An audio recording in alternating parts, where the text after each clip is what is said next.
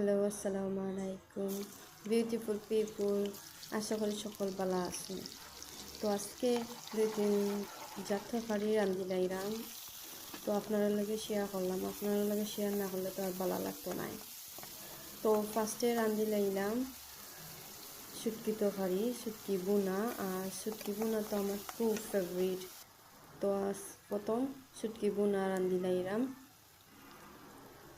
তো আপনারা দেখতে পারা আস্তে আস্তে সকলটা দিলাইরাম, সকলটা দিয়া লাড়াচাড়া তুলা কইলাইমু কইরা। তো সব মশলা দিয়া তোলার সময় রাখি দেয়মু, রাখিয়া একটু পানি দিলাইমু, পানি দেওয়া কত সময় আবার রাখমু মশলা একটু কষবার লাগি। পরে ফুটকি দিলাইমু, ফুটকি দেওয়া কত সময় লাড়াচাড়া কইরা রাখি দেয়মু।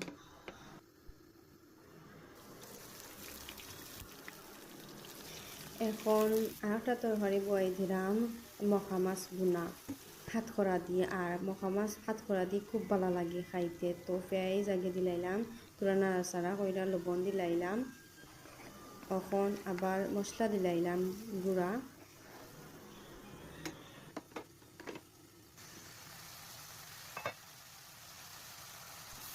আবার তোরা নাড়াচাড়া করে নিলাম, নাড়াচাড়া কইরা হালকা পানি দেওয়া ডাক্কা তৈলাম।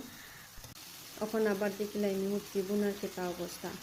তো হুটকি প্রায় সিদ্ধ হয়ে গেছে। এখন বেগুন দিলাইমু, বেগুন দিয়ে তোরা নাড়াচাড়া কইলাইমু, নাড়াচাড়া কইরা। তো আজকে ফার্স্ট বয়স দিলাম গাছ, যদি কোনো ভুল হয়ে থাকে তে মজা করবা না, আরও ইনক্রিজ করবা, তাইলে আরও ভিডিও দিন আপনারা লাগে শেয়ার করবো। তখন দেখু উটকি বালা করে সিদ্ধ হয়ে গেছে আর বেগুনের তরকারি হয়ে গেছে। এখন মখা মাছ দিলাইমু, হাত করা দিলাইছি আগে, মখা মাছ দিলাইমু দিয়া নাড়িয়া গুঁড়া তো রাখমু।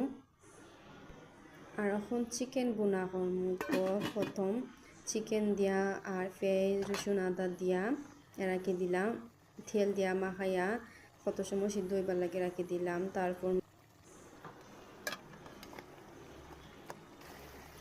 তো একটু পানি দিলাইলাম যাতে চিকেনগুলো সিদ্ধ হয়ে যায়। পরে হাত খোলা দিলাইমু, দিয়া ডাইকা রাখিলাইমু কত সময় আবার।